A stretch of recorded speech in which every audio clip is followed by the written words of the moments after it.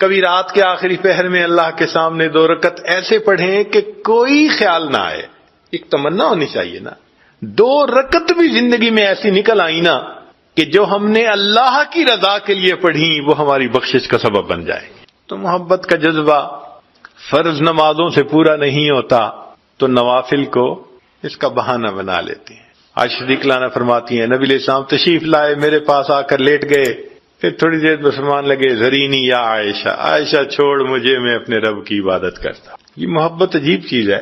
چنانچہ الاتقان میں علامہ سیوطی رحمۃ اللہ علیہ نے لکھا ہے، بات بڑی عجیب ہے، کہ حضرت جبریل علیہ السلام آدم علیہ السلام کے پاس 20 مرتبہ وحی لے کر آئے، اللہ کا پیغام لے کر آئے، محب کا، اپنے محبوب کا میسج لے کر آئے.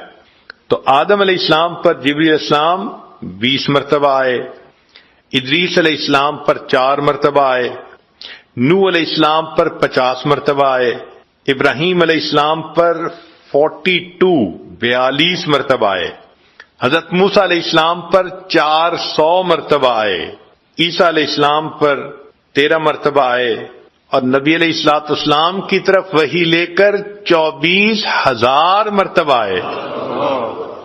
محب اور محبوب کے میسیجز، سبحان اللہ، 24,000 مرتبہ. اور 24,000 مرتبہ اترنے کے بعد محبوب کی یہ کیفیت تھی کہ پھر انتظار میں رہتے تھے، آسمان کی طرف دیکھتے تھے، شاید میرے آقا کا کوئی اور میسج اتر آیا. اللہ فرماتے ہیں قد نرا تقلب وجہک فی السماء، محبوب جب آپ اس محبت اور انتظار میں آسمان کی طرف دیکھتے تھے، ہم آپ کے چہرے کو محبت کی نظر سے دیکھ رہے ہوتے تھے. اللہ تعالیٰ ارشاد فرماتے ہیں والذین آمنوا اشد حبا للہ، ایمان والوں کو اللہ سے شدید محبت ہوتی ہے. اب اس آیت میں ایک عجیب نکتہ ہے کہ یہ جملہ خبریہ بنتا ہے، ایک اطلاع دی جا رہی ہے کہ ایمان والوں کو اللہ سے شدید محبت ہوتی ہے. حکم تو نہیں ہے کہیں، امر کا صیغہ تو کوئی بھی نہیں کہ ایمان والے اللہ سے شدید محبت کریں، نہیں، خبر دی گئی. تو مفسرین نے کہا کہ یہ کیا معنی، بجائے اس کے کہ حکم دیا جاتا کہ ایمان والے اللہ سے شدید محبت کریں، صرف خبر دے دی گئی. تو مفسرین نے کہا کہ بات یہ ہے کہ حسن والوں میں ناز ہوا کرتا ہے. حسن والوں میں جس کو پتا ہو میں بہت حسین ہوں، کبھی اپنی زبان سے وہ نہیں کہے گا کہ تم مجھ سے محبت کرو. وہ اتنا چاہتے ہیں کہ لوگوں کو میرے حسن کی اطلاع ہو جانی چاہیے، کوئی مجھ سے محبت کیے بغیر رہ ہی نہیں سکتا. اللہ رب العزت نے بھی جملہ خبریہ اطلاع دے دی، اے بندو تم میرے حسن و جمال کے بارے میں اگر جان لو گے تم مجھ سے محبت کیے بغیر رہ ہی نہیں سکو. تو فرمایا ایمان والوں کو اللہ تعالی سے شدید محبت ہوتی ہے. ایک مرتبہ حضرت مولانا فضل الرحمان گنج مراد آبادی رحمۃ اللہ علیہ نے مولانا محمد علی مغیری رحمۃ اللہ علیہ سے پوچھا کہ مولانا آپ نے کبھی عشق کی دکان دیکھی ہے، آپ نے کبھی عشق کی دکان دیکھی ہے؟ تو مولانا تھوڑی دیر سوچتے رہے، پھر کہنے لگے حضرت میں نے 2 دکانیں دیکھی ہیں. پوچھا کون سی؟ کہنے لگے ایک شاہ آفاق رحمۃ اللہ علیہ کی، نقشبندی بزرگ تھے، اور ایک شاہ غلام علی دہلوی رحمۃ اللہ علیہ کی، یہ بھی نقشبندی بزرگ تھے. ان کی خانقاہوں کو انہوں نے عشق کی دکانیں کہا کہ آتے ہیں لوگ اور یہاں سے عشق کی پڑیاں لے کے جاتے ہیں، عشق بکتا ہے، عشق وہاں تقسیم ہوتا ہے. سبحان اللہ.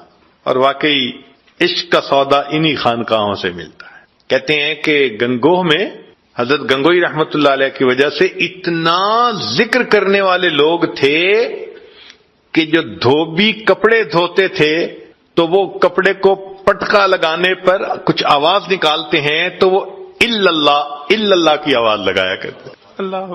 ایک مرتبہ ایک شہر میں، ملتان شہر ہے، ایک نوجوان بیعت ہوئے، بعد میں کہنے لگے جی کہ میں بلیک بیلٹ ہوں اور میں نے فلاں کمپٹیشن جیتے ہوئے ہیں. ہم نے کہا سبحان اللہ. ہم نے اسے ذکر سکھا دیا اور کہا کہ بھئی اللہ اللہ کیا کرو. کوئی 6 مہینے بعد پھر ملاقات ہوئی. کہنے لگے جی کہ میرا کلب تھا، لوگ کراٹے سیکھنے میرے پاس مارشل آرٹ سیکھنے آتے تھے. میں جب وہاں گیا اگلے دن تو میرے ذہن میں خیال آیا کہ ہم کراٹے سیکھتے ہوئے جب ایک دوسرے کے اوپر کچھ کرتے ہیں اٹیک اور دوسرا بلاک کرتے ہیں تو کچھ آواز نکالتے ہیں. تو میں نے کہا یہ بے معنی آواز کیوں نکالے؟ تو میں نے اپنے شاگردوں کو کہنا شروع کیا کہ جب بھی تم اس طرح سے بلاک کرو کہ تو اللہ کا لفظ کو، اللہ کا لفظ۔ شاگردوں نے کہنا شروع کر دیا۔ کہنے لگا میں حیران، دوسرے دن اور ایڈمیشن آ رہی ہیں اور رجسٹریشن آ رہی ہے، اتنے شاگرد کہ میرے پاس جگہ نہ بچی۔ تو میں نے شاگرد سے پوچھا بھئی تم کیسے آئے؟ کہنے لگے جی وہ کلب کی دیوار کے قریب سے میرے ابو گزر رہے تھے، اندر سے اللہ اللہ اللہ کی آوازیں آ رہی تھیں، ابو نے کہا تم بھی اسی کلب میں جاؤ۔ سبحان اللہ، سبحان اللہ۔ دل میں اللہ کی محبت ہو تو پھر انسان اٹھتے بیٹھتے اللہ کا نام لیا کرتا ہے۔ محترم جماعت، ہم نے بھی اپنی زندگی میں اس کی ایک دکان دیکھی۔ ان مشائخ کی صحبت میں لوگ آتے ہیں، واقعی عشق سے سینوں کو بھر کے واپس جاتے ہیں۔ حضرت خواجہ فضل علی کویشی رحمۃ اللہ علیہ مسکین پور شریف میں تقریباً 150 سے 200 لوگوں کا عام طور پہ مجمع ہوا کرتا تھا جو سالکین ذکر سیکھنے کے لیے آتے تھے۔ یہ عام مجمع تھا۔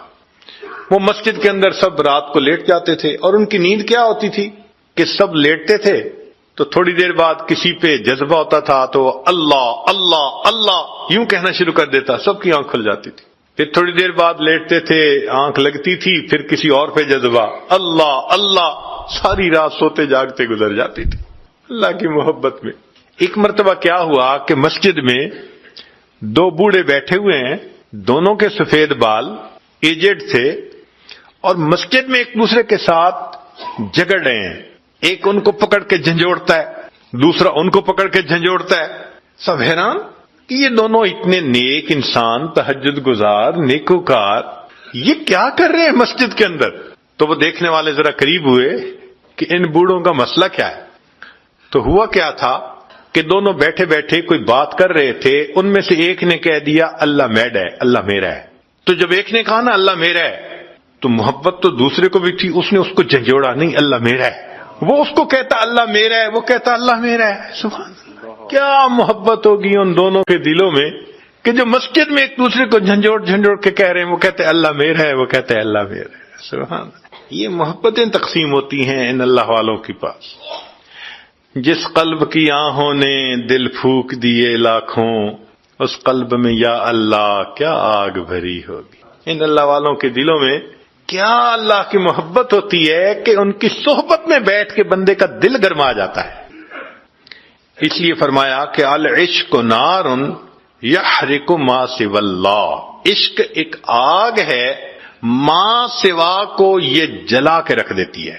ما سوا سے مراد اللہ کے علاوہ جو اللہ کا غیر ہے، سب کچھ جلا دیتی ہے۔ عشق کی آتش کا جب شعلہ اٹھا، ما سوا معشوق سب کچھ جل گیا، تیغ لا سے یعنی لا کی تلوار سے، تیغ لا سے قتل غیر حق ہوا، دیکھیے پھر بعد اس کے کیا بچا، پھر بچا اللہ باقی سب فنا، مرحبا اے عشق تجھ کو مرحبا۔ عشق اللہ کے سوا ہر چیز کا تاثر دل سے نکال کے رکھ دیتا ہے۔ یہ عشق وہ نعمت ہے۔ شاد باد اے عشق خوش سودائے ماں، اے دوائے جملہ علت ہائے ماں، اے دوائے نخوت و ناموس ماں، اے کہ افلاطون و جالینوس ماں۔ یہ عشق ہی افلاطون اور جالینوس ہے۔ سب بیماریاں روحانی اس عشق کے ملنے سے خود بخود انسان کے اندر سے ختم ہو جاتی۔ اللہ کا نام انسان دل میں بسائے، پھر دیکھے کہ اللہ کی محبت کا مزہ کیا ہے۔ قرآن مجید کی ایک آیت ہے کہ جب سلیمان علیہ السلام کا پیغام ملکہ بلقیس کو پہنچا تو اس نے اپنے مشیروں سے مشورہ کیا کہ مجھے کیا کرنا چاہیے۔ انہوں نے کہا کہ تم جو قدم اٹھاؤ گی ہم ساتھ ہیں۔ تو اس نے سمجھداری کا جواب دیا، کہنے لگی ان الملوک اذا دخلت قریۃ افسدوها، ان الملوک اذا دخلوا قریۃ افسدوها وجعلوا اعزۃ اہلها اذلہ، کہ بادشاہ جب کسی بستی پر داخل ہوتے ہیں، حملہ آور ہوتے ہیں، وہاں انقلاب برپا کر دیتے ہیں، اور جو ہاں معزز ہوتے ہیں ان کو ذلیل کر کے وہ باہر نکال دیا کرتے۔ اب یہ اس آیت کے ظاہری معنی ہیں، مگر لکل آیت من القرآن ظاہر و باطن، باطنی معنی بھی ہیں۔ تو حضرت اقدس تھانوی رحمۃ اللہ علیہ نے اس موقع پر بیان القرآن میں لکھا کہ اس میں ایک بہترین تمثیل موجود ہے. اور تمثیل کیا؟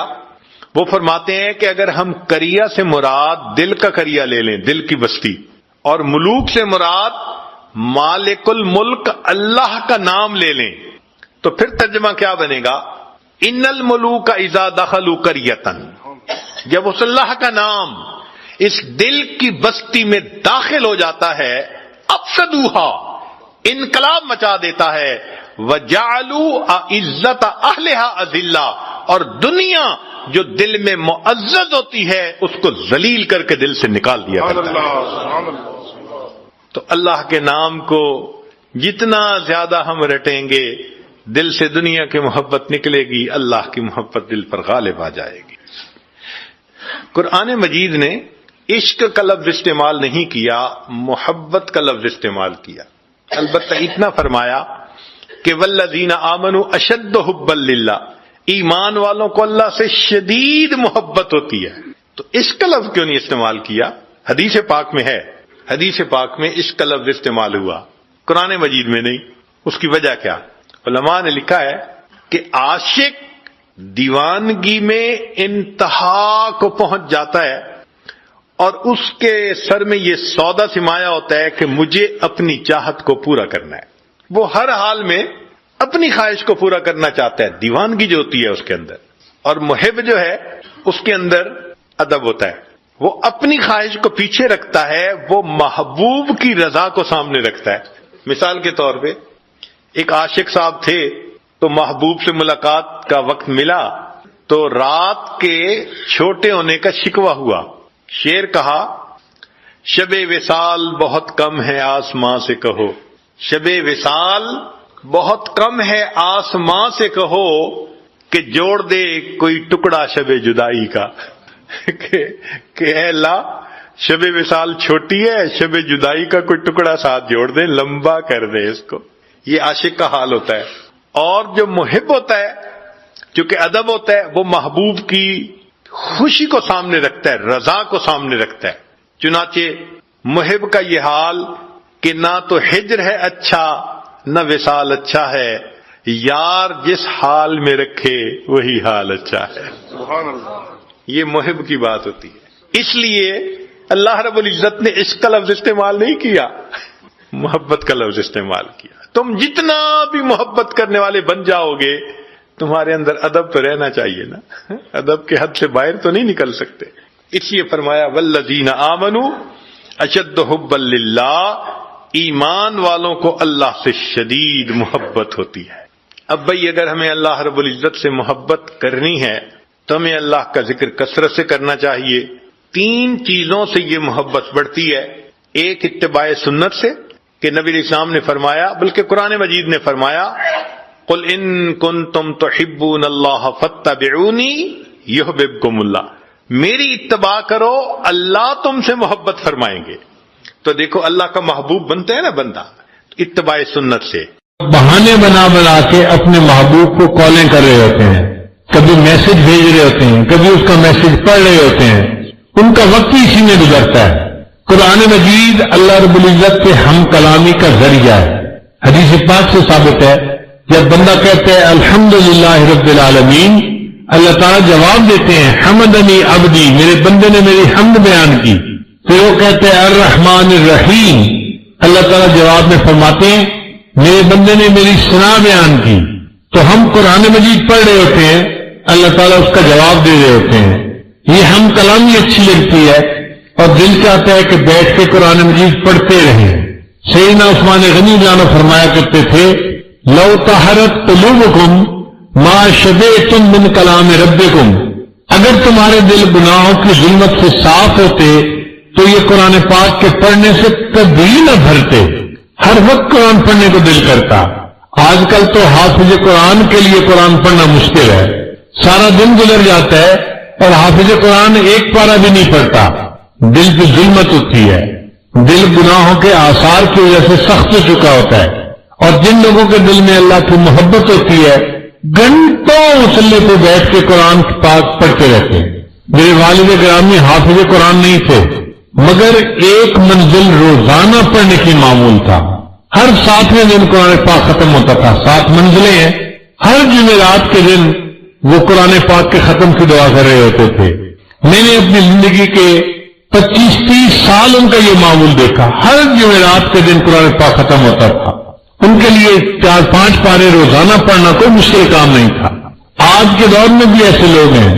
چنانچہ ہمارے متعلقین میں بعض ایسے لوگ ہیں جو روزانہ 1 منزل پڑھتے ہیں. 4 خواتین ایسی ہیں جن کی زندگی کا معمول روزانہ 1 قرآن مجید پڑھنے کا ہے. اور عجیب بات کہ اس میں سے ایک نوجوان بچی ہے اور ڈاکٹروں نے اس کو کینسر کی مریضہ بتایا ہے, کینسر کی پیشنٹ ہے. وہ بھی 1 قرآن پاک روزانہ تلاوت کرتی ہے.